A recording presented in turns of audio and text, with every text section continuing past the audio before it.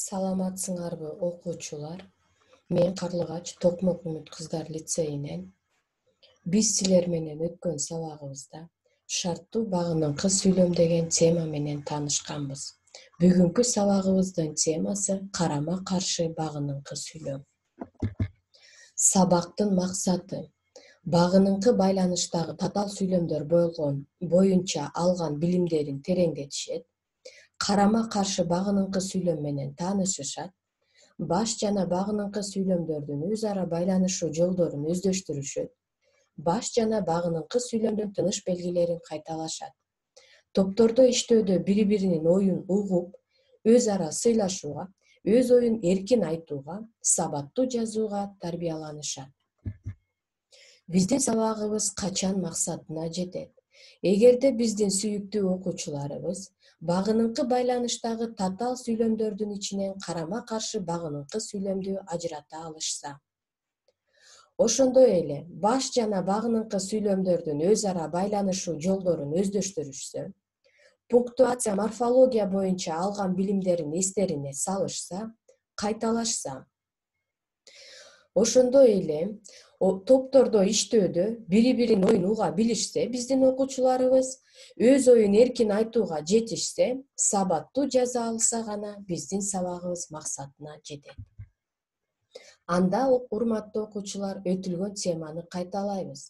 Баарыбыз билгендей эле, баш жана багыныңкы сүйлөмдөрдүн байланышуу жолдору 3 негизги форма аркылуу ишке ашкандыктан, айрым окуучулар чаташтырып алышы мүмкүн. Ошол максатта шарттуу ыңгайды уюштуруучу мүчөлөрдү кайталайбыз. Са мүчөсү менен уюшулат, бай мүчөсү менен уюшулат, ганда, байт экен, са эле, барбы, дыктанбы, айынчы мүчөлөрүнүн жардамы менен шарттуу багыныңкы сүйлөм уюштурулат. Үйгө берилген аңгеме түзүү, үйгө берилген тапшырма боюнча силер аңгеме түзүшүңөр керек эле. Аны эжекелерибизге берип текшертип алсак жакшы болот. Анда бүгүнкү темабызды баштайбыз. Темабыз мен башта айтып кеткендей эле, карама каршы багыныңкы сүйлөм. Бул эмне? Багыныңкы сүйлөм өзүнүн мааниси боюнча баш сүйлөмгө карата кайчы мааниде келсе, карама каршы багыныңкы сүйлөм деп аталат.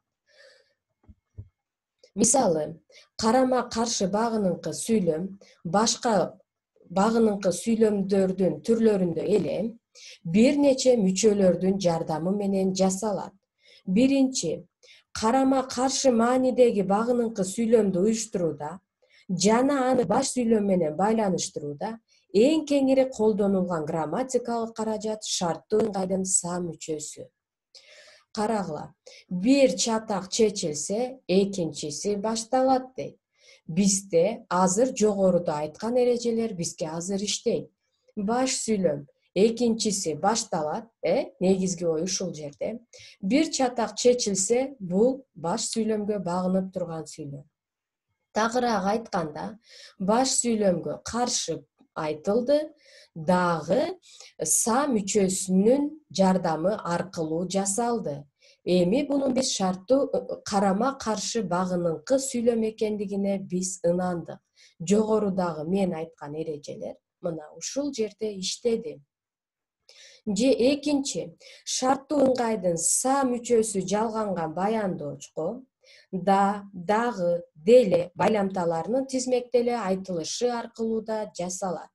Мисалы, көзү жерде баш сүйлөм, биз айтып кеткендей эле, багыныңкы сүйлөмүнө шарттуу ыңгайдын са мүчөсү жалганды жана баяндоочко да деген байламталар тизмектеле айтылды.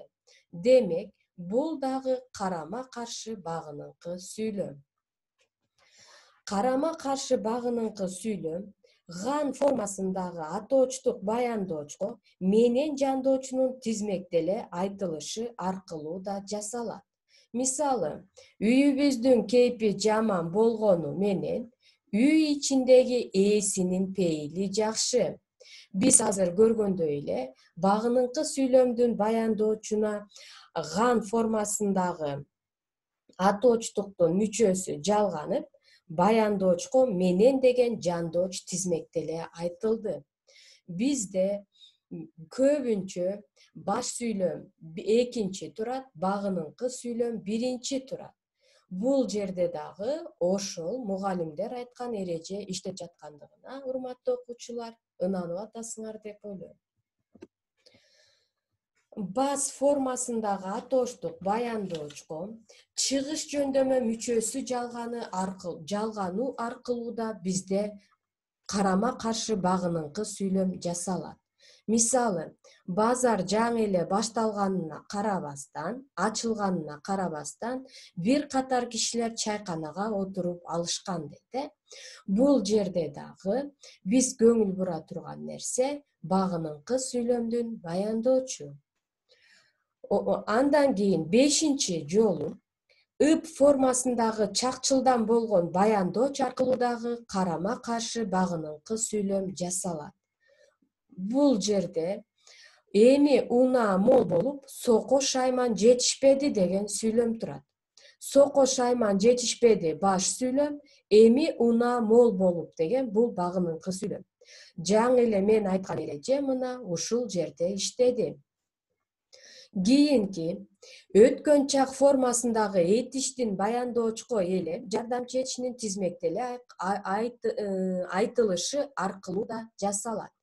Мисалы, чоң үмүт менен барышты эле, ойлогондору оңунан чыккан жок десек, барышты деген өткөн чакта турат биздин этишибиз, эле деген жардамчы этиш тизмектеле айтылып жатат.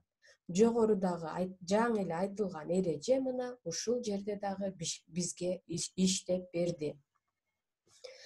Андан кийин 7-жолу сейрек болсо да карама-каршы багыныңкы сүйлөм сын формасындагы этиштик баяндооч аркылуу уюшулат. Бул өтө сейрек кездешет экен, бирок окуучуларга билип алуу ашыкча болбойт деп ойлойм. Бул жерде ал канчалык төбөсү менен жер казбасын, алган акысы үй бүлөсүн бакканга жетпейт деген сүйлөм турат. Бул сүйлөмдө алган акысы үй бүлөсүн бакканга жетпейт баш сүйлөм, ал канчалык төбөсү менен жер казбасын, бул багыныңкы сүйлөм. Жаңы элеки биз айткан эреже мына ушул жерде да иштеп берди. Бир сыйра кайталайбыз. Карама-каршы багыныңкы сүйлөм сада, дагы, ган менен, бастан, ып, ды эле, басын деген мүчөлөрдүн жардамы менен жасалат экен. Урматтуу окуучулар, бул мүчөлөрдү жазып алсаңар жакшы болот.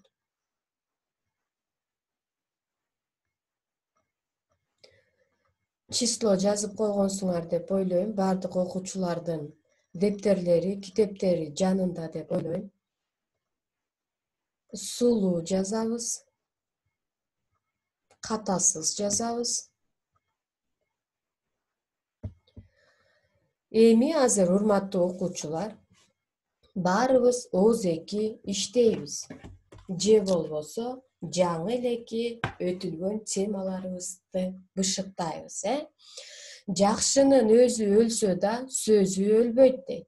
Бул жерде баш сүйлөм сөзү өлбөйт. Жакшынын өзү өлсө да деген багыныңкы сүйлөм сада деген мүчөнүн жардамы менен, анан кийин жаңы элеки биз айткан да байламталарынын тизмектеле айтылышы менен жасалды. Же болбосо кийинки сүйлөмдү карагыла. Ал канчалык кыйкырганы менен үнүн эч ким уккан жок. Үнүн эч ким уккан жок баш сүйлөм, ал канчалык кыйкырганы менен, бул багыныңкы сүйлөмү. Багыныңкы сүйлөмүнө биз жаңы эле айткандай, ган формасындагы атооштук баяндоочко менен жандоочунун тизмектеле айтылышы аркылуу жасалды. Бул багыныңкы байланыштагы татаал сүйлөм, анын ичинен шарттуу багыныңкы сүйлөм. Атадан алтоо туулса да, ар жалгыздык башта бар. Ар жалгыздык башта бар бул баш сүйлөм. Атадан алтоо туулса да, бул багыныңкы сүйлөм. Жалпы сүйлөмдөргө анализ берсек, татаал сүйлөмдөр өз ичинен 4кө бөлүнөт. Алардын ичинен багыныңкы байланыштагы татаал сүйлөмү, багыныңкы байланыштагы татаал сүйлөмдөрдүн ичинен бул карама каршы багыныңкы сүйлөм. Эрежеге ылайык шарттуу ыңгайдын са мүчөсү жалганды, анан кийин да байламтасынын тизмектеле айтылышы аркылуу жасалды. Кийинки сүйлөм. Айыл ити алыс болсо да, бөрү көрсө чогулат деген сүйлөм экен, урматтуу окуучулар. Бөрү көрсө чогулат баш сүйлөмү. Биз айткандай эле, байкап атасыңарбы? Биз айттык, көбүнчө баш сүйлөм багыныңкы сүйлөмдөн кийин келет. Айыл ити алыс болсо да деген бул багыныңкы сүйлөм. Биздин көңүл бура турган нерсебиз ошол багыныңкы сүйлөмдүн баяндоочу. Бул эреже дагы шарттуу ыңгайдын са мүчөсү аркылуу, анан да байламталарынын тизмектеле айтылышы аркылуу жасалганын көрүп турабыз. Анын уулу кеткени менен айылда тартипсиздик жоюла койгон жок дейт. Айылда бул өзү багыныңкы байланыштагы татаал сүйлөмдөрдүн ичиндеги карама каршы багыныңкы сүйлөм. Биз муну сүйлөмдүн маанисинен түшүнүп атабыз. Анан кийин багыныңкы сүйлөмдүн баяндоочуна жалганган мүчөлөр аркылуу дагы көрүп жатабыз.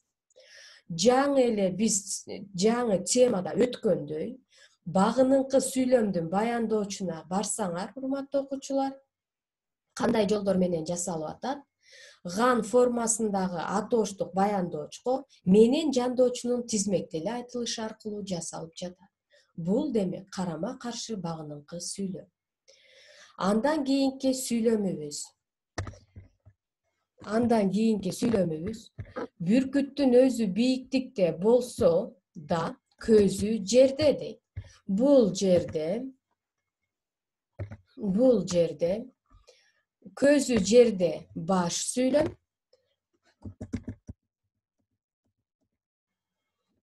бүркүттүн өзү бийиктикте болсо да багыныңкы сүйлөм. Бул дагы жогоруда айтылгандай, багыныңкы сүйлөмдүн баяндоочуна са мүчөсү жалганды, анан да байламтасынын тизмектеле айтылышы аркылуу жасалды. Анда, урматтуу окуучулар, азыр жалгыздан иштебейбиз, жаныбыздагы окуучулар менен топ болуп иштейбиз. 2-1 карайбыз бул көнүгүүнү. Мен бияка багыныңкы сүйлөмдөрдү жаздым. Сиздер болсо баш сүйлөмдөрдү улап жазасыңар.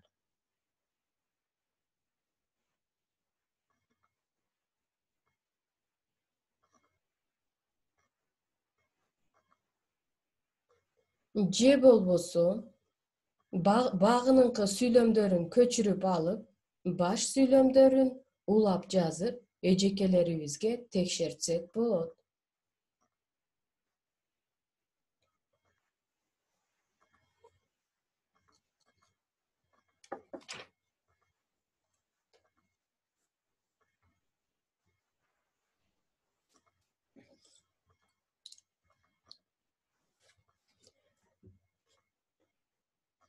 Окуучулар жазып бүтүштү деп ойлойм, жетиштиңер деп ойлойм. Анда кийинки слайдыбызга көңүлүбүздү бурабыз. Муну толуктоо эч бир окуучуга деле кыйынчылык туудурбайт. Себеби 3-чү чейректен баштап татаал сүйлөмдүн түрүн өтүп жаткандыктан окуучулар үчүн бул тема анча деле оор эмес. Андан кийинки макалдар деген бөлүмүбүз, урматтуу окуучулар, сиздер ушул макалдарды толуктайсыздар. Же болбосо Köp çekittin orduna тиешелүү мүчөлөрдү жалгайбыз. Буну дагы жаныбыздагы отурган окуучулардын жардамы менен иштейбиз. Мисалы, калк айтса да калп айтпайт, жаңы элеки биз өткөн эрежелердин жардамы менен сөзсүз түрдө карама каршы багыныңкы сүйлөм болгондой кылып, көп чекиттин ордуна тиешелүү мүчөлөрдү жалгайбыз.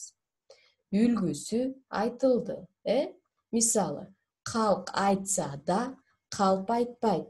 Биз айткандай эле шарттуу ыңгайдын са мүчөсү жалганган баяндоочко да байламталарынын да байламтасын тизмектөө аркылуу биз макалыбызды толуктадык, Мисалы, калк айтса да калп айтпайт дегенде са да деген са мүчөсү анан да байламтасы аркылуу жасадык. Кийинки эки макалды өзүбүз толуктайбыз. Толуктаганда сөзсүз түрдө карама каршы багыныңкы сүйлөм болгондой кылып толуктайбыз.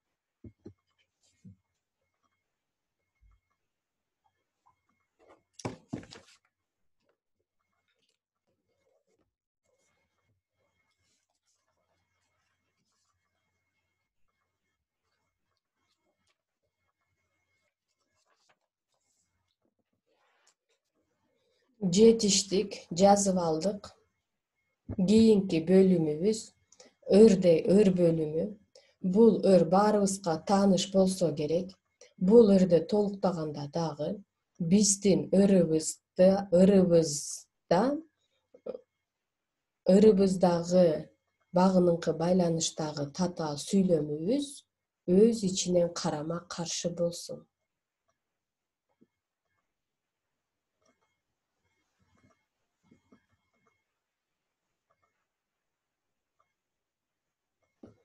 Урматтуу окуучулар, көчүрүүдө ар бир тамганы элементи менен жазабыз, катасыз жазганга аракеттенебиз.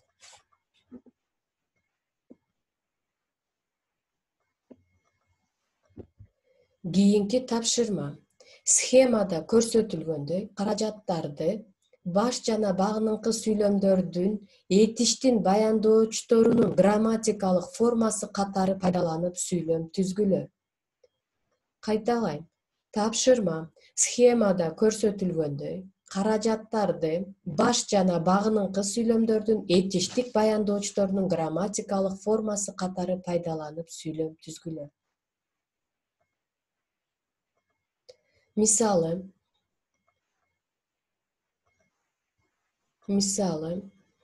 бул биринчи багыныңкы сүйлөмүбүздүн баяндоочу са мүчөсү менен аякташ керек.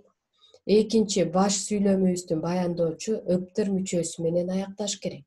Же болбосо экинчиде багыныңкы сүйлөмүбүздүн баяндоочу са мүчөсү менен аякташ керек. Баш сүйлөмүбүз мак мүчөсү менен аякташ керек. Үчүнчү, ганы мүчөсү менен, атоштуктун ганы мүчөсү менен же болбосо менен жандоочунун тизмектеле айтылышы менен аякташ керек. Ал эми баш сүйлөмүбүз ган мүчөсү менен анан жок деген этиш менен аякташы керек. Же болбосо, мисалы, үчүнчү менен иштесек, үчүнчү схема менен иштесек, жемиш бөтөнчө чыкканы менен Айдардын тилеги ордунан чыккан жок. Бул үчүнчү схемага мисал. Ошондо биз силер менен биринчи, экинчи схема менен гана иштемей болдук. Урматтуу окуучулар, схемаларды дептерибизге көчүрүп жазып,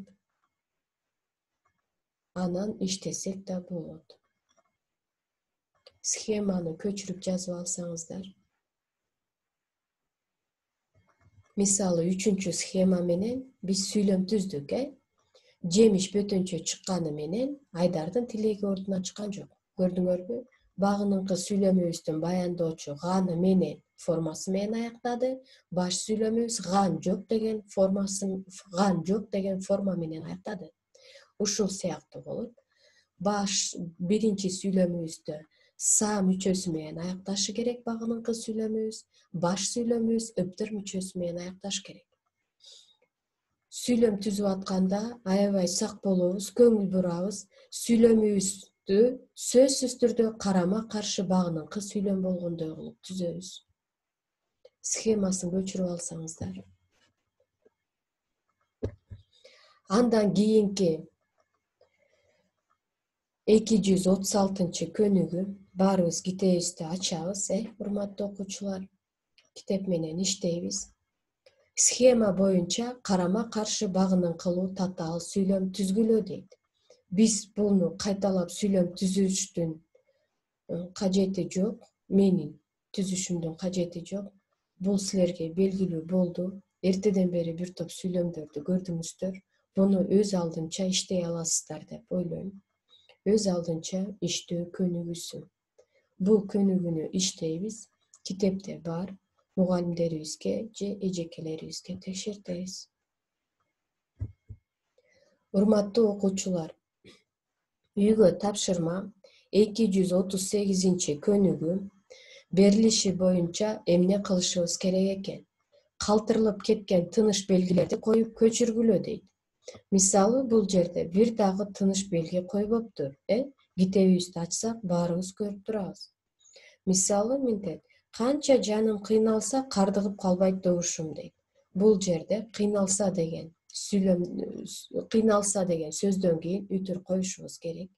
Себеби кардыгып калбайт добушум деген баш сүйлөм, канча жаным кыйналса деген багыныңкы сүйлөм, же болбосо бул багыныңкы байланыштагы татаал сүйлөм болгондуктан ушул жерге үтүр белгиси коюлат. Ушул үлгүдөгүдөй кылып 238 көнүгүүнү көчүрүп, тыныш белгилерин коюп жазып келесиңер. Урматтуу окуучулар, ушуну менен сабагыбыз аяктады. Көңүл бурганыңыздарга чоң рахмат.